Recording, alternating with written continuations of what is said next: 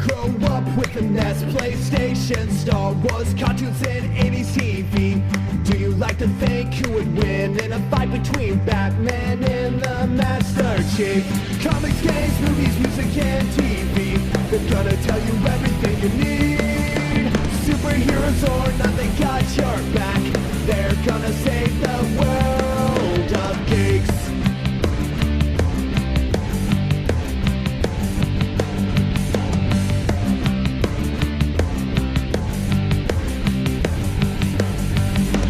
Games, movies, music, and TV, they're gonna tell you everything you need.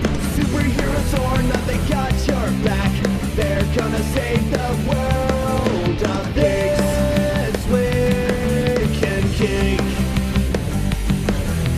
This Week in Geek. Well, hello. We are back with another review episode. Birdman had a bunch of reviews recorded that he wanted to make sure he could include before, I guess, Black Friday and the holiday weekend for our friends down in the States. Plus, I guess a lot of the world is doing Black Friday sales now. So this is stuff that isn't necessarily going to make our final gift guide when we whittle things down to, our personal picks at the beginning of December. But what this is are things that are recently released that Birdman has received for review that are probably going to be on sale as well, so you might want to check them out depending on what his opinions are of them. We have 5 reviews here. I had a couple that I was maybe going to include myself, but those are probably going to make it for the main regular show this coming weekend so that we don't run out, because we're trying to sort of clear our review slate as we get closer to our gift guide release and our eventual hiatus for the winter. And we're getting pretty darn close to that. So in this episode, we're going to have 5 Birdmans back-to-back. We have, he has the Godfather 4K Steelbooks review, Power Rangers, Angel Grove, that's I believe the adventure pack or adventure book for the new Renegade RPG. We have Star Trek Picard Season 2 Steelbook, as well as Star Trek Adventures Utopia Planitia.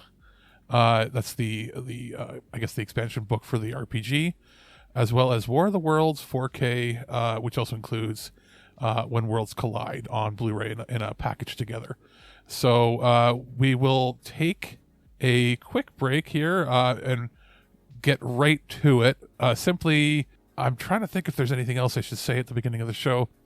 I'll come back, I guess, at the end and explain what is coming up. But I will say right at the top here, we did have some issues with the website, mostly some back-end stuff. If you had been trying to listen on the website, or some of the feed shouldn't have been affected if it goes to individual devices or through Spotify and that, because that stuff is all hosted on a separate site entirely and a separate pod host. But the main site, if you do go there to listen, or you go to grab back episodes, or go to the playlist on there that has a continuous streaming thing where you can listen to every episode, the website itself was having some issues, and it's because there was some server back-end stuff that was updated, and also some security settings that were updated at the host level that were incompatible with what we had going on there, and it caused Alex, the producer, to wake up in the middle of the night with an urgent message on his phone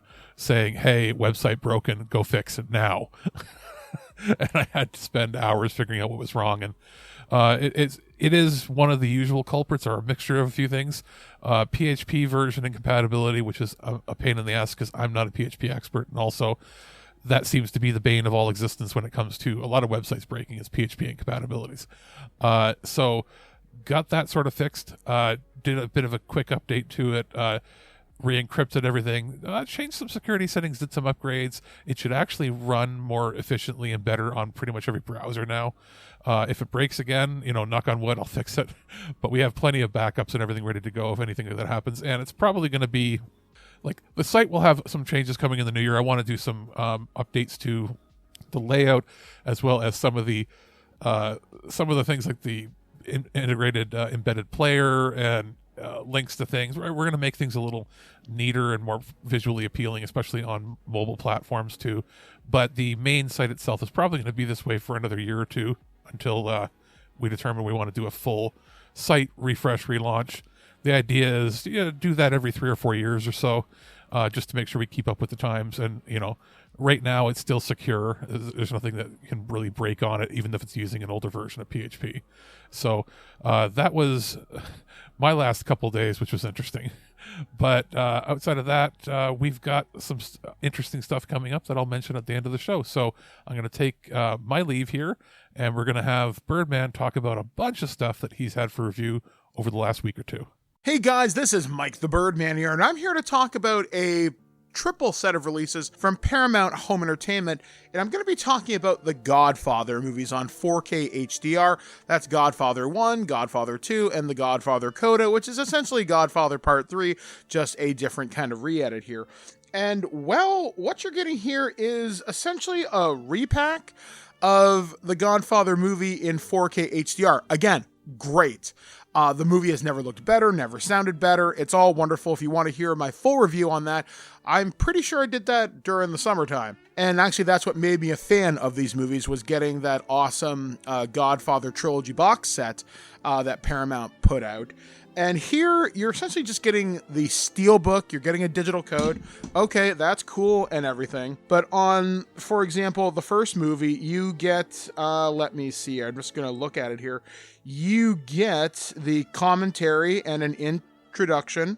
Okay, cool. On Godfather Part 2, you are getting a commentary. Okay. And then for Godfather Coda, you get a special introduction by Francis Ford Coppola. And I'm not a big fan of Steelbooks if you're not getting all the supplemental material that's been released previously. I mean, I could get it if it's like, hey, we'd have to include another disc or something like that. Here, you're essentially paying for really nice packaging. And I'm not, like I said, the biggest fan of Steelbooks if it's just going to be a double dip in that regard. I mean, ultimately, if you want the definitive Godfather experience, you go out and get that big box set. And I think I said this during my review. It's so worth it and really made me a fan of the franchise. But if you only want to own a certain movie in its best possible format, I suppose you could do this. You're going to get a really nice looking case anyway. But for the definitive Vito and Michael Corleone experience, I'm actually going to recommend you go with the box set because you're getting so much more than this. I just think it's an overall better value for what you're getting, and it's just better movies. But if you're really in the Steelbook packaging, I can't deny that these things look incredibly nice. I just don't know if I would necessarily pick these up. So you might say I might be refusing the offer that I can't refuse. Once again, this is the Godfather on Steelbook in 4K HDR. You can pick up all three, but you are missing some significant special features. All right then, it's morphin' time! Dragon Sword! Mastodon! Pterodactyl! Triceratops! Saber-tooth tiger! Tyrannosaurus! Yeah! Good! We're ready to morph into action! 6 working together to fight evil! And stop Rita and all her menacing monsters! From destroying our planet Earth! And ruling the universe with evil! Look out, Rita! We're not backing down! We're the Power Rangers! Hey guys, it's Morphin' Time. I am Mike the Birdman, and I'm here to take a look at one of the newest supplements for the Power Rangers role-playing game. I'm talking about Adventures in Angel Grove. So this is an adventure book being put out by Renegade Game Studios, and what this is a series of adventures that will take your characters from basically level 1 all the way up to level 5. And well, the adventures start out where there's been this strange influx of morphin grid energy, and it's making things in Angel Grove go all sorts of weird, and people start disappearing, including the original team of Power Rangers. They're all just gone, and it's up to you as sort of the new junior Rangers in town, tasked by Zordon and Alpha 5, to figure out what is exactly happening in Angel Grove. And well, I did find this a surprisingly fun read, and I could see this actually being a really fun set of adventures for new game masters to run their Power Ranger teams through, as there's a lot of investigative parts of this. There's a lot of combat here, and there are some pretty deep cuts to the Power Rangers franchise, but you also get a lot of really cool NPC stats. You get Finster, Goldar, Scorpina. You also get some monsters like Grumblebee, Nasty Knight. You get a version of the Pumpkin Rapper called the Pumpkin Remix, which is kind of fun. And, you know, it's cool even to have characters like Bulk has his own kind of stat block in here too. They also, I guess they kind of take an idea from the Boom Studios comic, where there's like an organization that's basically been salvaging all the technology that's been left over from Rita and Zed and even the Machine Empire, and they're sort of building their own stuff. And you actually run across an NPC that will help you in your adventure because they've invented something for a human that is relatively advanced that will help you figure things out. Plus, you get some really weird parts of this adventure where you run into Genghis Khan, Benjamin Franklin, along with some other notable people throughout history as you fight back against the weirdness that is happening. Now, one thing that I really do like about this is they give you different outcomes to certain combat scenarios, because nobody ever dies in Power Rangers, or if you do, it's exceptionally rare. They say if the Grumblebee beats you, they'll say something funny and they'll be like, "We'll get you next time, Rangers," and they'll disappear. Or if Nasty Knight kicks the ever-living crap out of you, they'll say what happens. Or if they say if this character is reduced to 3 health, they are considered defeated and they'll run. And it's really cool. And they even give plot reasons as to why you can't access your Zords, because you're starting at such a low level, you don't have access to those guys right away. And it's not until later in the adventure can you really access your Zords. You can design them however your team is built if you're not necessarily going with the dinosaur theme. They also have reasons behind that too. Like, it's kind of a cool book, and I was initially a little turned off by adventure books because I find some of them are very derivative, but this one I really, really enjoyed, like especially the time travel part of it with the Mall of Mongolia and Squat and Babu are there, which I thought was really fun. And there's some really deep cuts here if you're just kind of reading through it that harken back to certain episodes of the show. This was definitely written with a degree of love to it that I definitely do appreciate. And just the fact that you're getting so many more NPC stats, I'm a really big fan of.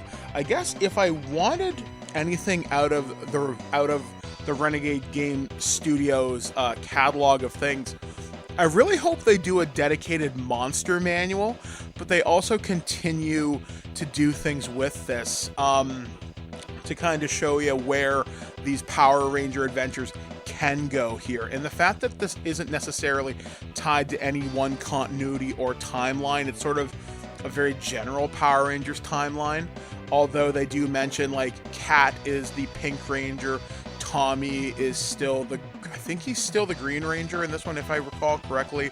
They talk about Jason Scott Lee, they talk about Aisha, they talk about Billy. I don't remember whether they mentioned the Black Ranger or not in this. They might mention Adam, but I'm not sure.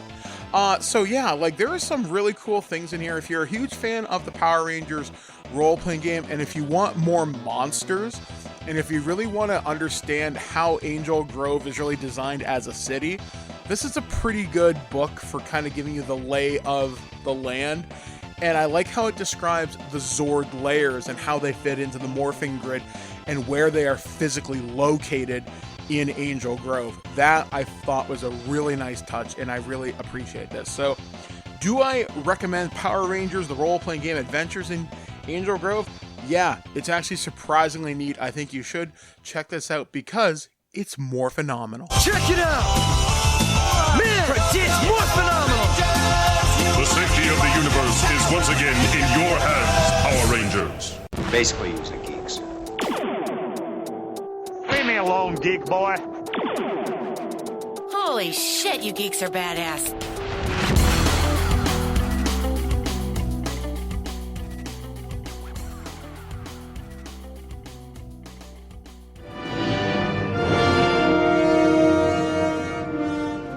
The bureaucratic mentality is the only constant in the universe. We'll get a freighter. With all respect, Doctor, I'm counting on Excelsior. Excelsior? Why in God's name would you want that bucket of bolts? A ship is a ship. Whatever you say, sir. Thy will be done. Greetings, Starfleet officers. It is I, Lieutenant Commander Mike the Birdman, and I'm here to talk about Modiphius's, one of the best books I think they've ever put out. This is the Star Trek Adventures Utopia Planitia Starfleet Sourcebook, and this is something that I've been looking forward to for quite some time, simply because I love the idea of Starfleet ships. I mean, they're the most recognizable parts of Star Trek. I mean, everybody knows the Enterprise. You know what the Excelsior is. Well, most of you anyway. And like the Defiant, but you may have heard of things like the Akira class, the Nova class, the Nebula class. All things that, you know, if you're a Star Trek nerd, you know exactly what I'm talking about. But even if you're not, this is a wonderful source book for any number of reasons, but I will tell you exactly why it's so cool. So what this book allows you to do, and kind of goes into extreme detail, is how to design Federation space frames. So everything from the beginning of the Federation, like we're talking stuff in the Enterprise era, all the way up to basically Star Trek Picard, and they do reference things, everything from Enterprise to Lower Decks to Picard, and they even reference ships becoming sentient at one point. They even mentioned the attack on Mars that happens in Star Trek Picard Season 1 as to why that may not be such a cool idea. But if your ship happens to develop sentience, they're like, you may want to keep that on the DL. But it's incredibly expansive in what this book can cover. There's one section that I really want to draw attention to because I think this is so cool. So when you're designing your ship, you can give your ship its own little personality quirks. For example, they're called ship idiosyncrasies, you know, things that make your ship your ship. For example, one turbo lift randomly plays elevator music from the 20th century. The ship's main docking bay door doesn't quite open all the way. When phasers are fired, the ship's hull produces a buzzing sound. When the ship's tractor beam is activated, the sonic showers stop working. And this one I find particularly interesting. The ship's deflector field doesn't work against objects of a mass of exactly 7.2 kilograms. Or, you know, a turbo deck or a turbo lift, when you pass deck 4, the lights randomly turn off. And one Jeffrey's tube always smells like ozone. Like, it's weird little things like that that I really appreciate. How Modiphius has really gone above and beyond to make the Star Trek Adventures universe have as many splat books to make the adventure fit your table. And the last time I can think of a company really doing this, where it offered you so much material and play stuff, would have been the old West End game Star Wars, FASA when it did Shadowrun, because there were splat books for everything, and White Wolf when it came out to the different clan books for vampire or hunter and the various creeds, or werewolf and the tribes. Like, this really builds the foundation of building a Starfleet campaign. They also talk about life aboard a ship. Like, what does your shift look like? Are there 3 8-hour shifts? Or basically, how is the ship's duty roster split up? What do you do during your spare time?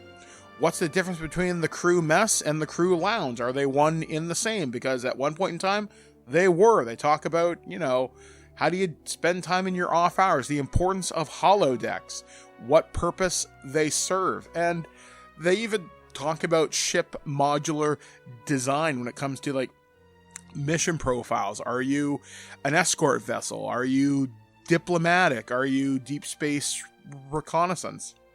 Stuff like that.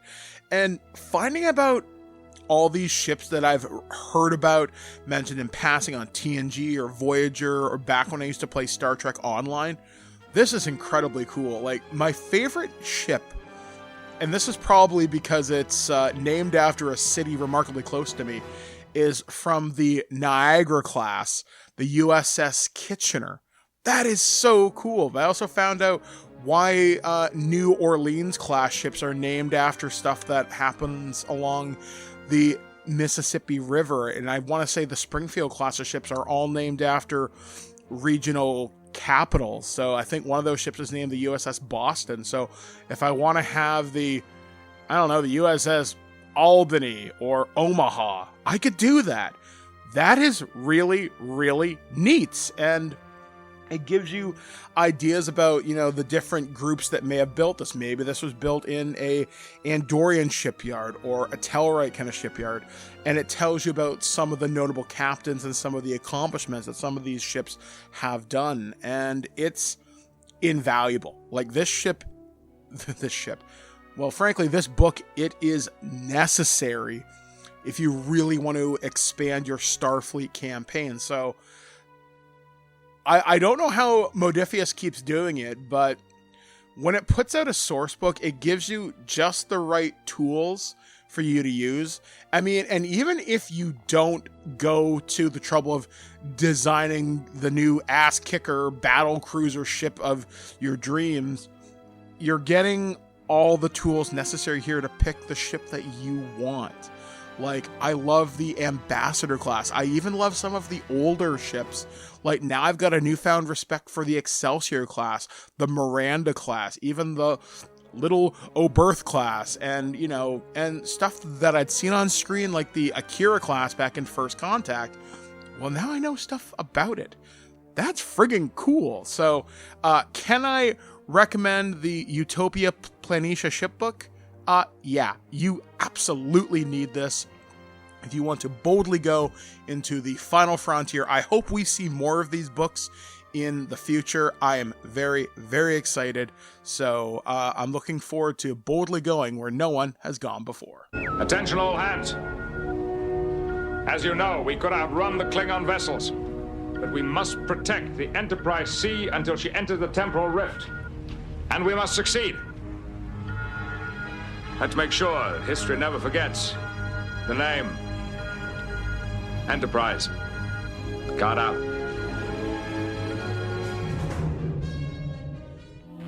This is a fair request, and I promise I will not judge any person only as a teenager, and that this is no more right than saying all teenagers are drunken dope addicts or glue sniffers.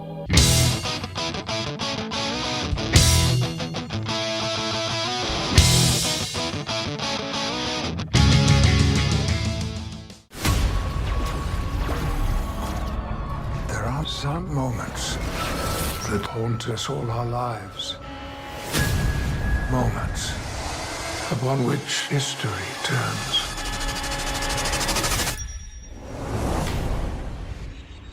Well, hello, my friend. What is this? What have you done?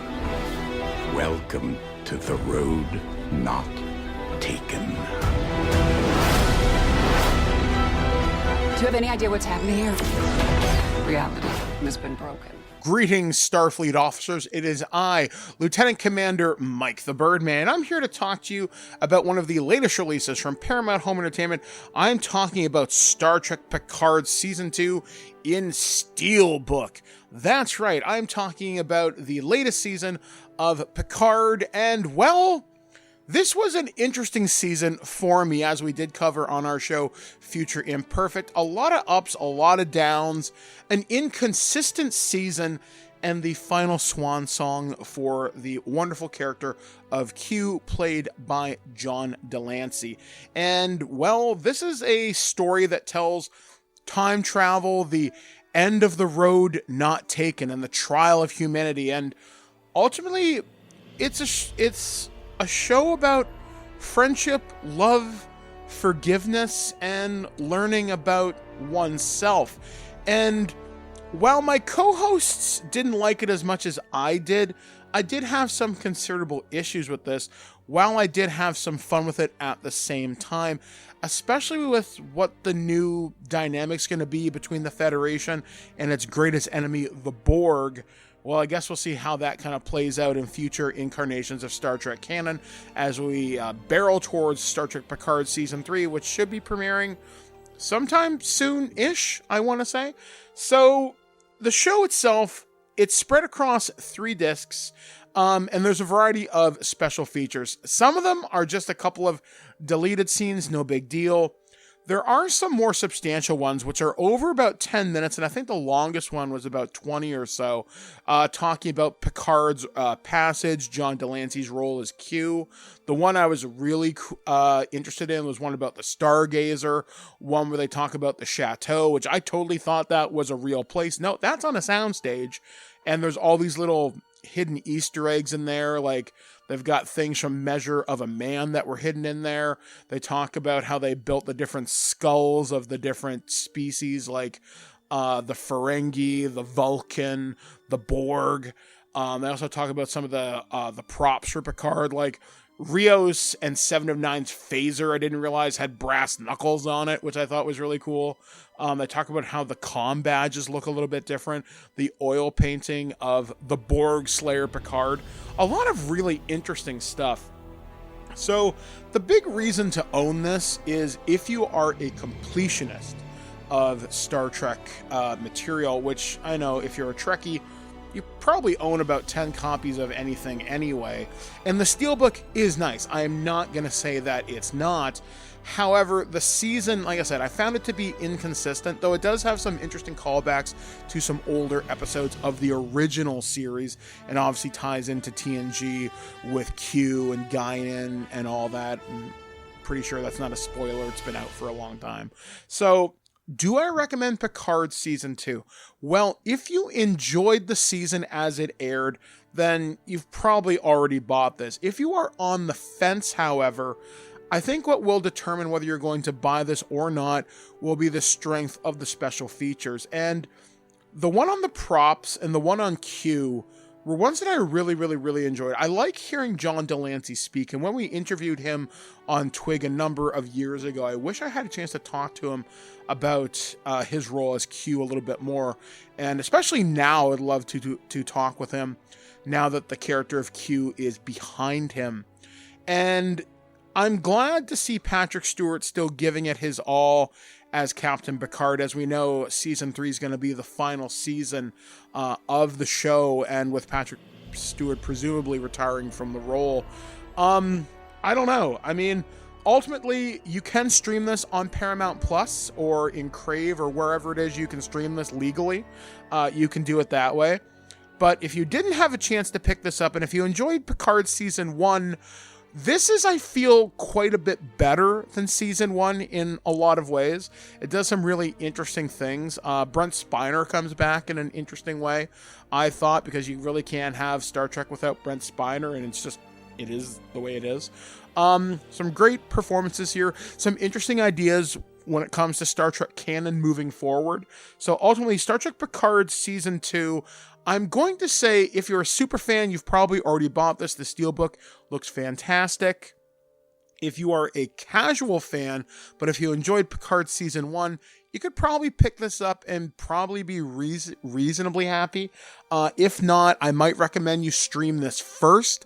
And then if you really like what you see, the special features aren't too bad. I do wish there were more of them, but hey, I got to see how the Stargazer was designed. They talked to Michael Okuda. I feel pretty good about it. None of our tomorrows are guaranteed. You're gonna have to let go. We're stronger together. You must bring us home. This is a very bumpy century. But I think I'm getting the hang of it.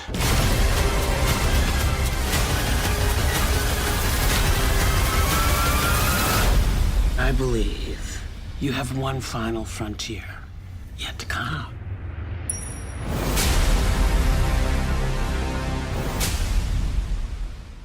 Do you have any hobbies? I collect spores, molds, and fungus. Hold that thought. It's crapper time.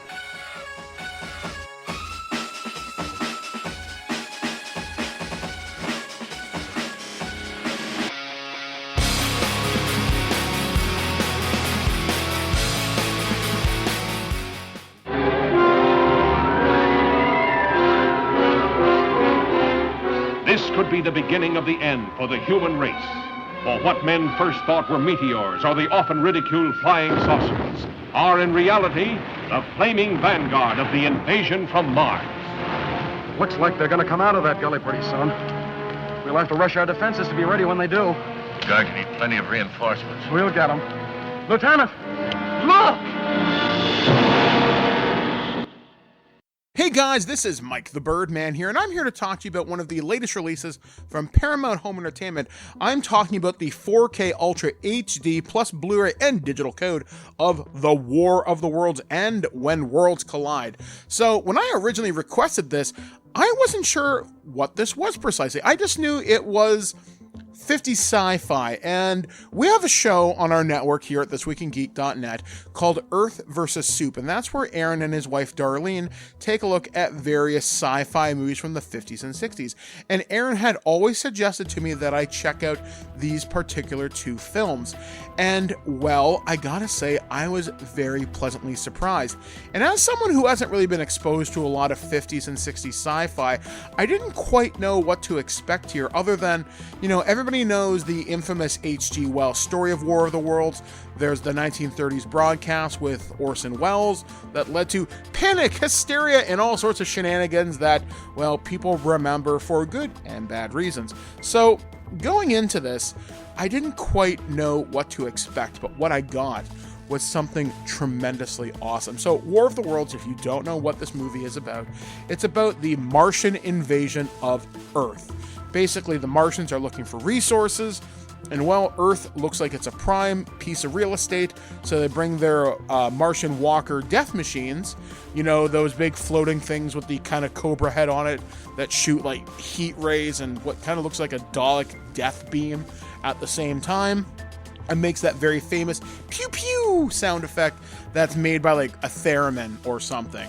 But very cool stuff, and everything we throw at it doesn't work. Not bullets, not bombs, not nukes, missiles, anything scratches these things. And at the end of the day, they are defeated by the common cold.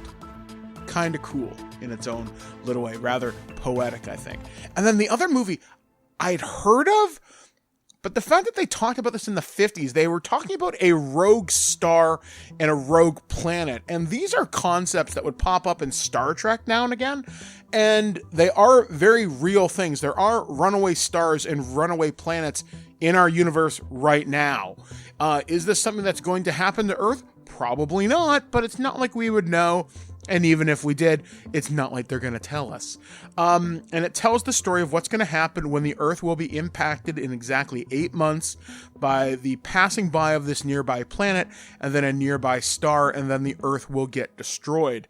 And they're trying to build basically arcs to save humanity, but only so many people can be saved. Very apocalyptic stuff, and I really didn't know what to expect, but thoroughly enjoyed it. It's dark, it's interesting, I loved it, I thought it was tremendously cool. So, let's talk about the special features. War of the Worlds has the best stuff. There's like a half-hour making of documentary, there's the hour-long broadcast of War of the Worlds done by the Mercury Theater and Orson Welles, there's stuff about the special effects, and there's a couple of different commentaries on there. There's even one with director Joe Dante, which I'm pretty sure is the Gremlins guy, if I'm not mistaken. But either way, interesting commentaries that I probably am going to go back and listen to again just to kind of take it all in. And I was pleasantly surprised to see special features on a 4K disc. That's another thing to mention. The 4K for this looks awesome. Now, I know there's a Criterion edition of this movie as well. I don't have that, but honestly, I'm pretty happy to have this in my collection. And when Worlds Collide is on a Blu-ray disc, it still looks great. So it looks bright and vibrant and colorful. There's just so much here that works that I am really surprised how much I fell in love with this. So, when it comes to the 4K Ultra HD package here with War of the Worlds and When Worlds Collide, if you even have a passing interest in 50s sci-fi, and if you want to see what is considered to be one of the greatest masterpieces in cinema history, you really can't go wrong here. Like, I'm thoroughly impressed, and you can bet this is going in the Twig Holiday Gift Guide, which will be coming up in just a couple of weeks. Written in the stars is a message of doom for this, our world. And now in the most shattering experience the screen has ever given you, Paramount tells what could happen within your lifetime when worlds collide. An astronomer checks and double-checks his horrifying discovery. A distant star racing through space toward an inevitable collision with this planet. The United Nations meet in emergency session. All conflicts pale before this threat from another world. Those magnificent bastards! Color me kooky, but something very odd is going on around here. You're not allowed to talk anymore. And that's just about going to do it for the show. We have some interesting stuff coming up. We've got an episode of Earth versus Soup coming out tomorrow. On Friday, if everything goes well, as long as there's not complications, which there can be, we will have an interview that I'm conducting with an individual over at Access Plus, which is a division of Asmodee, making board games more accessible for people with learning disabilities and developmental challenges. So we're not sure exactly how long the interview is going to be. We're going to ask some questions about the program, as well as after that is over, I'll probably include my thoughts on the few games that have been released on it that I was sent to check out. They're pretty simple, obviously, for the all intents and purposes, but they're pretty interesting. So we'll have that out probably Friday. And then I will be actually going away to visit family for the weekend, helping out with my grandmother, and Birdman and I are going to have the show, hopefully the Monday, or our regular Monday Twig show might come late Monday evening or Tuesday morning, depending on when I get back and when we can record our segments and have it out. And after that, we should be pretty much on schedule, back to normal, getting our stuff ready for the beginning of December. I'm going to touch base with Aaron and hope to get an episode of Loose Cannon or two recorded in the next week or two. We'll figure out a time that works for us, and then Birdman and I will get together and do another one with Aaron. I think we're probably going to do the Weird Al one together. And outside of that, I'm going to talk with Ken, and we're going to get our things sorted out to do at least one episode discussing the previous Game Awards. And then once we have our holiday gift guide out, the very last show that we're doing is a sort of live show, I say in quotes, where we're gathered together to do something that's timely, is we'll be discussing the Game Awards right after it comes out. Hopefully, depending on schedules, we either record the night that the Game Awards is out, or we might record the next day or the following day, if whatever works for our schedules. And if Ken ends up watching it, we might have him come on as well. If schedule doesn't work, it might be Birdman and I, because we haven't done a prototype on live events in quite some time together, because Birdman wasn't well and up to the task after surgery and stuff during the Summer Games Fest. So I think the last time that he and I did one of these together was probably the Game Awards last year. So that'll be interesting. And we might have another TurdOrTreasure episode come out in December, depending on what comes in later on, but it won't be anything major. The topical episodes we've got, let's see here, 1, 2. So we literally only have 2 more episodes. We have 2, maybe 3 episodes of the main news pop culture Twig show out this year. And then we'll probably have something for Christmas that Birdman and I will figure out. A Christmas special that'll air probably Christmas Eve, maybe the day before, just to give everybody time to listen. And then we'll probably put together something for the New Year's as well. We'll maybe figure out a good New Year's special we can do. Maybe we'll just shoot the shit and record. We'll see what happens there. And then we'll be back probably, I think he said, middle or end of January.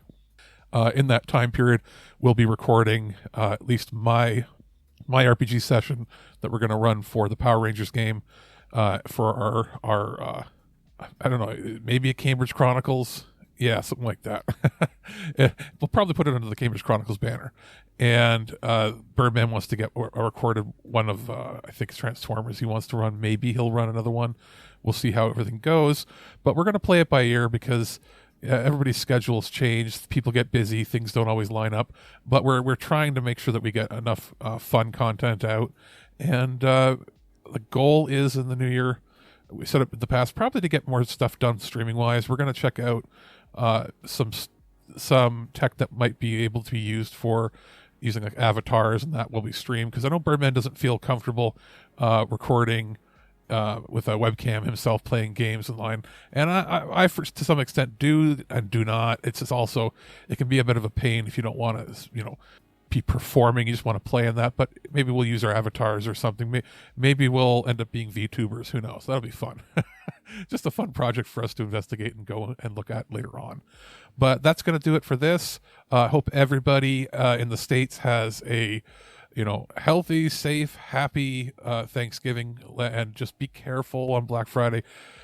Don't rush out to get a $2 toaster and trample somebody. People are still getting sick out there. It's also, it's not worth being violent or having a heart attack going through all the snow and going through the craziness in certain areas to get that technology.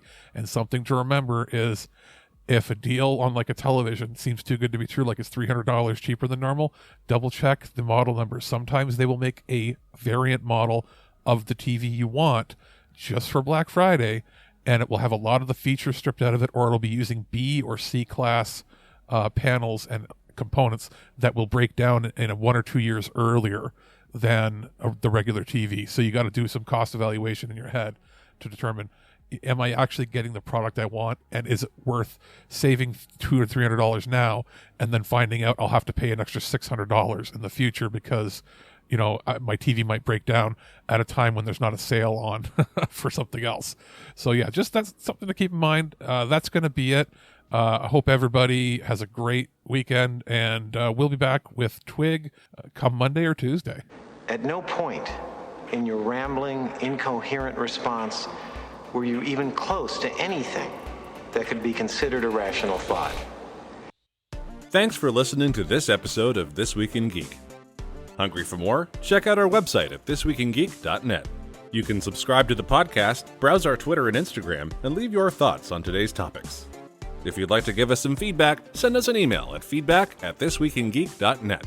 Tune in next time, and remember, lower your shields and surrender your listenership. We would be honored if you would join us. Thank you for your cooperation.